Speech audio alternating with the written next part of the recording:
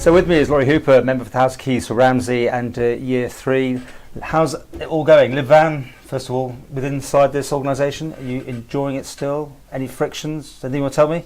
No, well, actually the party seems to be, we're starting to be on the up a little bit now. We've just elected, I nearly said hired then, elected ourselves a new party chairman. Michael Joseph. Michael Joseph, yes. So we're trying to just see if we can reach out now and grow the membership a little bit, start building a strategy for the next general election. Obviously that's 2 years, 4 weeks away or something, but it takes... You're counting it down? Yeah, some of us have to be actually. When you think from a party perspective, it's important to plan ahead, because what you don't want is people turning up at the last minute saying they want to be candidates and then going through all the problems that we have. So we're starting a bit earlier this time around to kind of build a message and build it with party membership, obviously, which is quite key. We'll come back to all that. Let's look back to between that we last interviewed you for Year 2 to 3. Things that happened that you were happy that happened, and what did you do basically in the last year that you're proud of? It's been quite a busy one, actually. I think the biggest success story of the last 12 months has got to be getting the extra £1.5 million for the student financing and relaunching the student. Yeah, you were keen on that last year. I remember you talking about that. Yeah, so we got it. We got it. We're very keen to get that through, and I managed to convince Treasury to support that, which is fantastic. Was it tricky to get that through? I mean, there was a lot of detail around the negotiating, I think, to try and get exactly what everyone wanted. But that's what you like doing, detail. A little bit of it, yeah. Sometimes I'd like people to just do what I want them to do, but obviously there is a bit of give and take in any kind of negotiation, and I think it went quite well. It was good that Treasury supported that. It's good that the Education Minister let us lead with it as well. So it was quite a big success. I think it should really help a lot of people who are starting now. Obviously, with Results Day being yesterday. As we're recording this, yeah. Exactly. So it should be good to see some of that actually coming to fruition now this year. What else? Oh, I mean, there's been so much that's been going on over the last 12 months. It's kind of difficult to put your finger down and say these are the biggest successes, really. I'm still trying to convince government to stop paying all of its staff a living wage. Trying to get a straight answer out of Chris Thomas is a little bit like trying to straighten a piece of string sometimes. You two have had your moments, haven't you? I mean, we're only there filming on Question Time, but is there any love lost between you two, or is it just a bit of pantomime that's going on there? No, I think me and Chris got on quite well. I think that when it comes down to it, I think from our perspective at least, we agree on most things. What we disagree on, again, is some of the nitty gritty on the detail. He sort of told you to grow up once, didn't he? He has been guilty of a little bit of ageism, I think, over the last year, but he was been pulled up on that once or twice, so that's hopefully gone away a little bit now.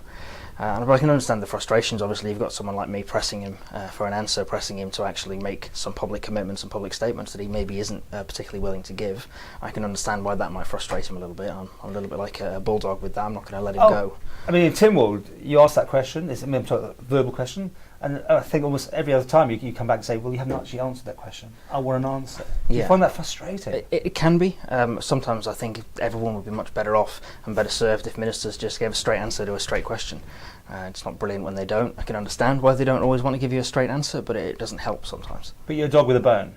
Yeah, I think it's important to get answers. It's important to try and tease some of the information out, and I think what is most telling is the information you get from ministers when they do get a bit flustered and a bit frustrated, and I think sometimes they say things they don't mean to say, which gives you a real insight into what's going on. How's Tynwald working, do you think? I mean, government, we'll come to the scores later, but how do you think it is? Now we're into Year 3, and everyone's should be a well-oiled machine by now. Yeah, I think we're seeing a lot of talk, actually. The approach this government seems to take with most things is they talk about something for a while, then they start putting together a policy paper, then they put together a strategy, then they put together an action plan, and then they start deciding on who's going to do the work. And actually, we're 3 years in now, and it's about time we start seeing some actual action on a lot of these things. And we still don't have a national housing strategy. I don't think we've got an integrated transport strategy. I still haven't seen that piece of paper come out from anyone. We're waiting for papers on homelessness, on intergenerational fairness. All this stuff that's been promised, means testing, rates reform, they've been talking and talking and talking. And we're going to deal with this in another interview about you and your tweets, but that's another thing. How much frustration have you got now that you're well into the job? Is it frustrating? I think I'm getting concerned now that we're on the home stretch, really. So you're 2 years away from the next election. I'm a little bit worried as to how much the government's going to actually do. As you get closer to the election, ministers are going to naturally feel a little bit less brave, a little bit less bold, because they'll be more thinking about getting themselves re-elected, I think. So it's going to be quite interesting to see how that plays out. Have you got any particular things you're looking to do next year? Well, I'm still working on the leasehold reform bill that I started last September. Where did you get to on that? Because we talked about that in great detail. Again, is it bogged down? It is a little bit bogged down. I put together a draft myself, which I've run by the Attorney General's chambers, and I'm just waiting really on them to. Can you explain what you want to do, just briefly? Yeah, well, like I said last year, it's a bill that's aimed to give people who are renting, long-term leaseholders, basically people who've purchased a leasehold property, the ability to actually buy the freehold or the ability to manage the property themselves if they want to. Which the UK has done, right? Yeah, the UK have got so these. So why are we rights. behind? Is that what you're asking? That's basically the question. I think the reason we're behind is that there's so much to do with housing that hasn't been dealt with by the DOI over the years. There's huge gaps everywhere, and from the DOI's perspective, they're much more focused, I think, on the landlord and tenant bill, the registration bill, all this, that kind of issue, and things like this really are quite far down in their priority list. So when I talked to the department about it, and I said I want to bring this, they said they were okay with me doing that as a private member. Will we be here when it says year 4 saying the same thing? It's quite possible. I mean, I really would like to get something actually entered into the branches as soon as I can, really. So just now it's a case of waiting for the Attorney General's chambers to give me something that I can go out and consult on. Are you still very much like the guy that wants to go through all the detail? I mean, that's clearly been what you're doing so far. You love that, you said as well, I think. Yeah, well, no, it is. It's, for me, it's a core part of the job. I mean, a big part of what we do is legislating. Not for everyone, though, is it? It should be. It should be, though. I mean, if you see some of the stuff that comes before Tynwald and before the House of Keys, it is very detailed. It's legislation, it's law. So if someone is asking you to pass a law, I mean, quite recently I spent a good amount of time going through the sexual offences bill with my colleague, with Alex, because he's taking it through. And what we're doing in that bill is you're creating criminal sanctions, penalties that you're going to lock people up for committing offences.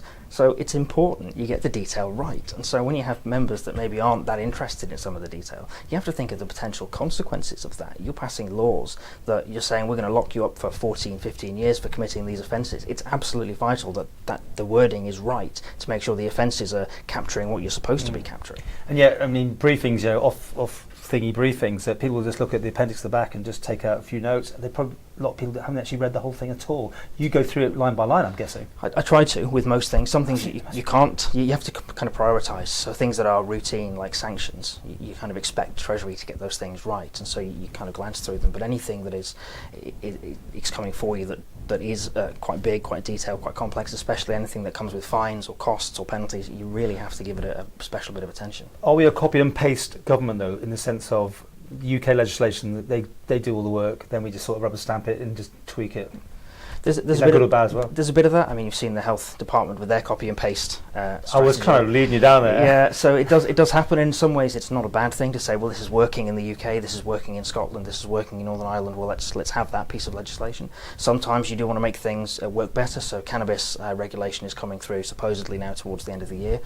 And I think the first step, the Minister said he's going to copy what they do in the UK. Great, but we know that doesn't work very well. We've seen that on the news. So the next step is to say, well, what does work? Let's keep those bits that work, and let's change the bits that don't work. And so there is an element, I think, of Manxifying, I suppose, law. But we can't be, I keep saying this to people after speaking to Chief Constable, we cannot change things too much because we have an agreement with the UK, don't we? So we're not going to jump first with legalising cannabis, are we? Because there'd have to be some sort of between us and the United Kingdom, then, wouldn't there? I'd like to see it. I don't see why we can't do things like that first. The only agreements we have with the UK are in respect of the customs.